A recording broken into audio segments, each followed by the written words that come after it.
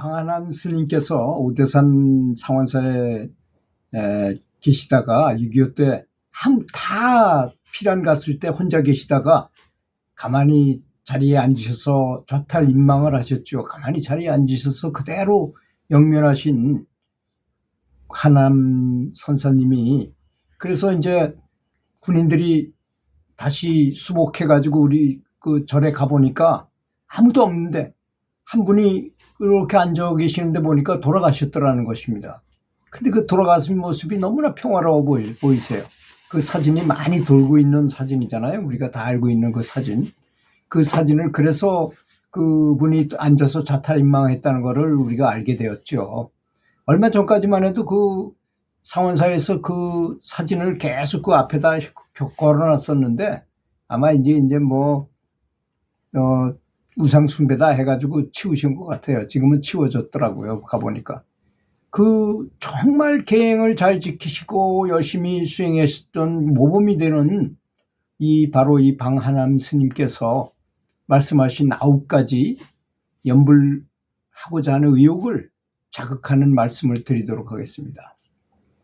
우리가 너무나 잘 알듯이 부처님께서 야밤에 부모님한테 말씀드리고 성을 넘어서 히말라야 설선으로 들어가서 6년 동안 고행을 하시고 드디어 12월 8일 밤에 새벽별을 보시고 도를 깨달으신 것도 바로 그런 욕망심을 가졌기 때문이 아니겠는가, 이런 말씀을 처음에 하셨어요.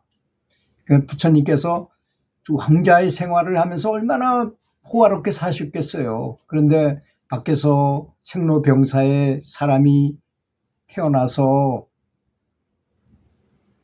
늙고 병들고 죽어가는 모습을 보니까 참 인생이라는 게 참 허망하구나. 이것을 생사를 초월하는 방법이 뭐겠는가 해서 도를 깨닫고자 이렇게 나오셔가지고 참 처음에는 굉장히 고행을 많이 하셨죠. 좀 뭘 모르시고 하시다가 많은 스승도 모시게 돼 6명이나 되는 스승을 모시고, 그리고 나중에 와서 그 여인네들이 건네는 우유죽을 드시고는 내가 여기서 이제 이 자리에서 보리스나무 아래에 앉으셔가지고 내가 여기서 깨닫지 못하면 그냥 죽도록 하겠다는 생각을 가지고 결사의 정신으로 용맹심을 가지고 수행하시다가 도를 깨달으셨던 것입니다. 그 전까지 그 스승들은 다 아라한과 정도를 깨달으셨던 것 같아요. 근데 그거보다 훨씬 더 아라한과를 얻으신 분이 만약에 20것까지의 살생을 볼 수 있다면 이 부처의 경지에 가면 모든 걸 다 볼 수 있는 경지가 되는 거니까. 경전에 보면 그런 말씀이 많이 나오잖아요. 그대가 보기에는 이만큼 볼 수 있는데 내가 볼 때는 이렇게 생겼다. 그 너무 넓은 우주를 보시는 말씀을 하셔요. 경전에서 자주 그런 말씀을 언급하십니다. 두 번째, 이조 해가대사가, 달마대사, 바로 그 대를 이은 이조 해가대사라는 분이 가서 달마대사님한테, 굴 속에 들어있는 달마대사님한테 아무리 도를 좀 가르쳐 주십시오 해도 돌아서 콧방귀도 안 뀌는 거야. 3일 밤 3일 낮을 계속 무릎 꿇고 앉아있어, 눈 속에 앉아있어도 돌아서 보지도 않더라는 것입니다.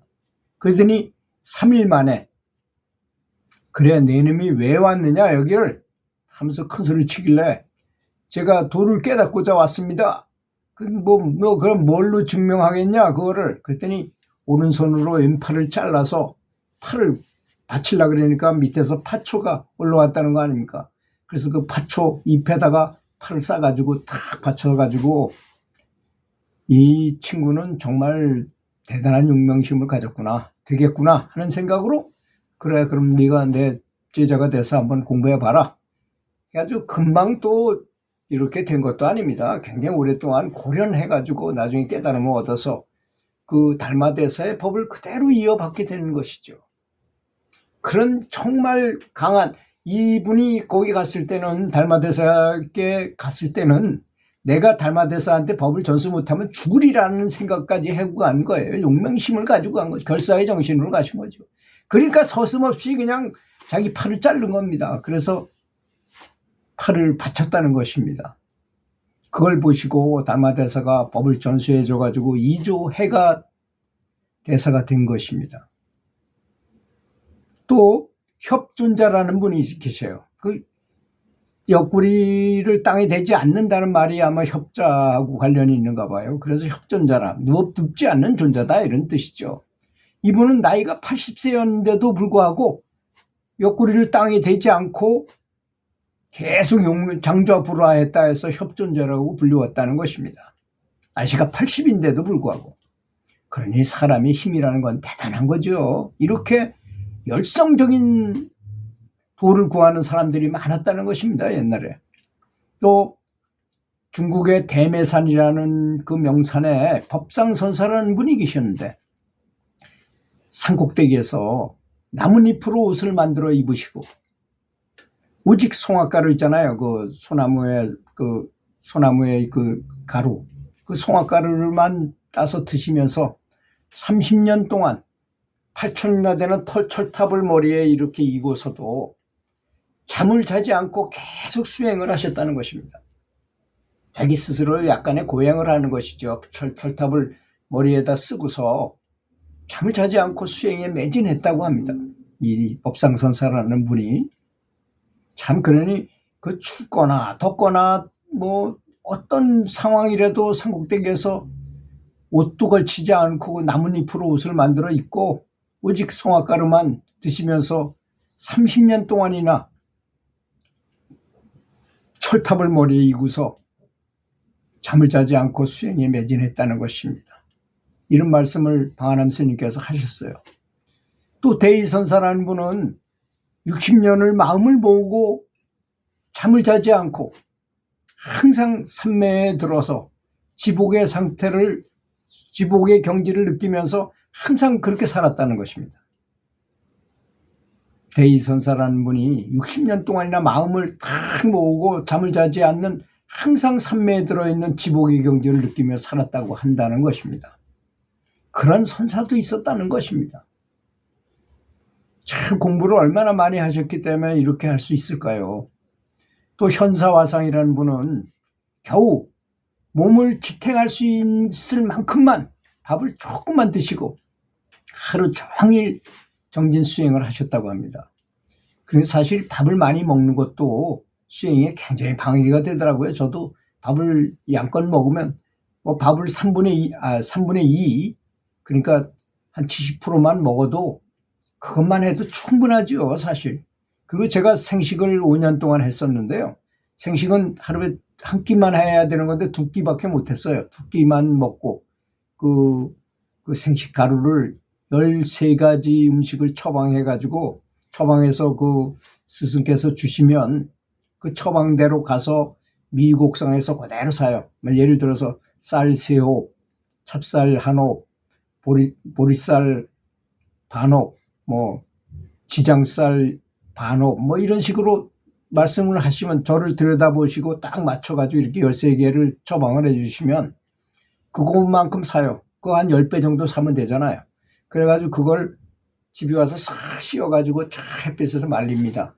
말려가지고 다 마르면 이제 방앗간에 가서 빠요. 그거를 빠가지고 그걸 숟갈로 2숟가락만 딱 넣어가지고 물에다 타서 이렇게 식사를 했는데 저는 과일과 같이 많이 먹었어요.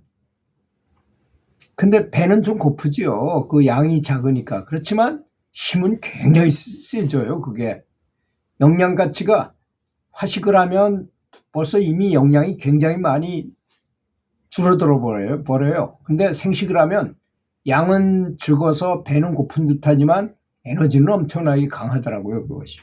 그렇게 살았습니다. 또 영우선사라는 분은 대제봉 정상에서 40년을 정진 수행했지만 집도 없었고 일정한 거처도 없이 수행하셨다는 것입니다. 이것이 다 수행을 향한 굳은 신심, 용맹심에서 나온 것 아니겠습니까? 그런 정말 대단한 신심을 가지셨던 분들이죠. 이런 분들을 보면. 또 우리가 잘 아는 진표율사는 손과 발이 끊어지도록 도를 두드리며 참여하였기 때문에 지장보살과 미륵보살 두 성현이 출연해서 마정수계를 하셨다는 것입니다. 너는 앞으로 부처가 되리라 이런 걸 수기라 그러잖아요. 수기를 하셨다는 것입니다. 또 우리가 너무나 잘 알고 있는 삼국유사에 나온 얘기죠.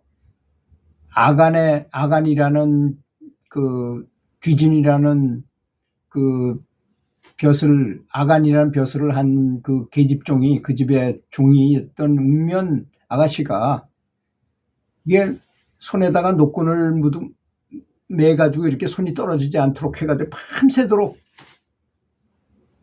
북을 두드리면서 정진연부를 했다고 하는데 그 결과 지붕을 뚫고 올라갔다는 그 기록이 있고 또 300년 후에 거기를 기념해가지고 거기다 금분을 칠해놓고 했다는 부자의 기록이 나오는 거 봐서는 이건 확실하다고 볼 수 있는 것입니다.